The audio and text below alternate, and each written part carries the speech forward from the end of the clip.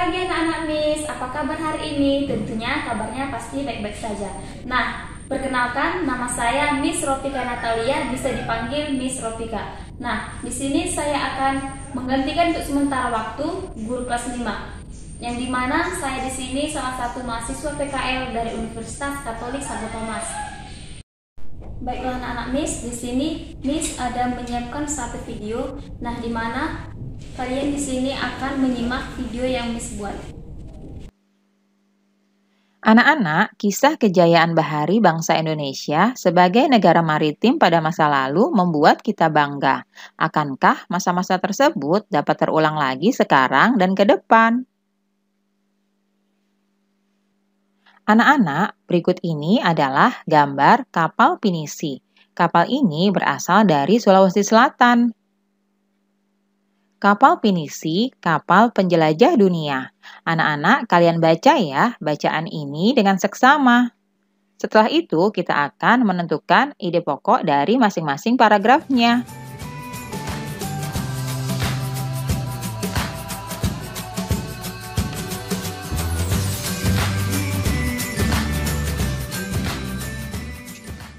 Nah, kalian sudah membaca wacana yang berjudul Kapal Pinisi, Kapal Penjelajah Dunia.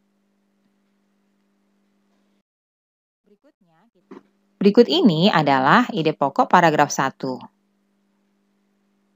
Kapal pinisi adalah sebuah kapal layar kebanggaan masyarakat Sulawesi Selatan. Ide pokok paragraf kedua. Pinisi ini diambil dari nama seseorang yang bernama Pinisi. Ide pokok paragraf ketiga. Kapal pinisi adalah kapal istimewa. Ide pokok paragraf keempat. Upacara atau ritual yang dilakukan dalam membuat kapal pinisi. Ide pokok paragraf kelima. Peluncuran kapal pinisi dilakukan pada saat air laut pasang dan matahari sedang naik. Berikutnya ide pokok paragraf ke-6. Walaupun terbuat dari kayu, kapal ini mampu bertahan dari terjangan ombak besar di laut lepas. Ide pokok paragraf ke-7. Kapal pinisi umumnya memiliki 2 tiang layar utama dan 7 buah layar. Selanjutnya, ide pokok paragraf ke-8. Kapal pinisi umumnya ada 2 jenis. Ide pokok paragraf 9. Kegunaan kapal pinisi. Ide pokok paragraf 10. Kapal pinisi dijadikan lambang salah satu gerakan WWF, yakni SOSOK. Itulah tadi ide pokok masing-masing paragraf dari bacaan yang sudah kalian baca tadi ya. Anak-anak, berikut ini kondisi geografis berupa kepulauan yang terdiri atas lebih dari 13.000 dan tersebar dari Sabang sampai Merauke, mengakibatkan beragamnya budaya bangsa Indonesia. Masing-masing daerah atau pulau memiliki budayanya masing-masing yang berbeda dengan daerah atau pulau yang lain. Budaya antara suku bangsa satu dengan yang lain juga berbeda-beda, seperti bahasa, adat istiadat, tradisi, sistem kepercayaan, dan sebagainya. Berikut ini adalah ciri keragaman budaya lokal Indonesia. Yang pertama, keragaman suku bangsa. Yang kedua, keragaman bahasa. Yang ketiga, keragaman religi atau agama. Dan yang keempat, keragaman seni dan budaya. Keragaman suku bangsa. Suku bangsa di Indonesia diklasifikasikan menjadi 19 suku induk. Keragaman bahasa, Indonesia masuk ke dalam rumpun bahasa Austronesia yang terbagi lagi ke dalam subrumpun dan wilayah-wilayah bahasa. Keragaman religi atau agama, 6 agama yang diakui pemerintah Republik Indonesia yaitu Islam, Katolik, Kristen, Hindu, Buddha, dan Konghucu. Yang terakhir, keragaman seni dan budaya. Salah satu wujudnya adalah kesenian, baik seni sastra, seni tari, seni musik, seni drama, dan sebagainya. Itulah ciri keragaman budaya lokal Indonesia.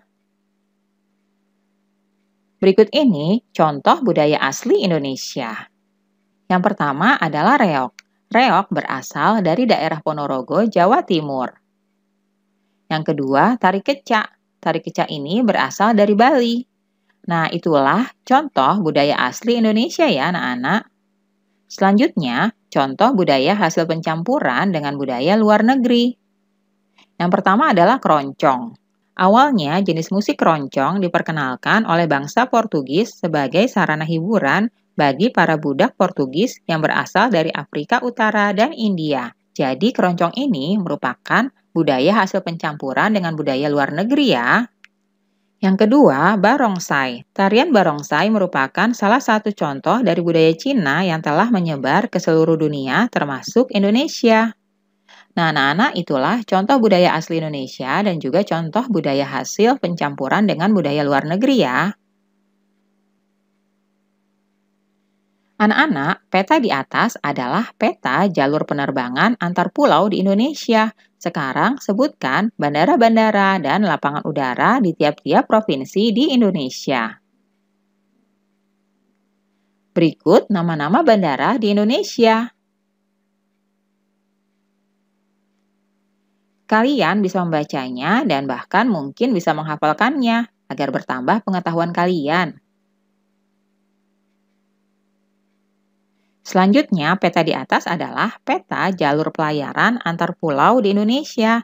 Sekarang coba kalian sebutkan ya nama pelabuhan di tiap-tiap provinsi di Indonesia.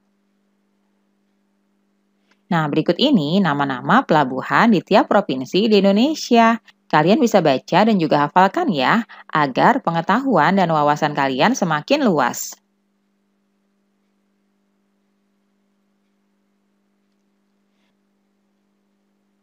Nah, anak-anak, itulah tadi nama-nama pelabuhan yang terdapat di setiap provinsi di wilayah Indonesia. Anak-anak, kemajuan dan perkembangan bidang transportasi antar pulau akan makin memperkuat persatuan dan kesatuan bangsa. Hal ini sesuai dengan nilai-nilai yang terkandung dalam sila-sila Pancasila.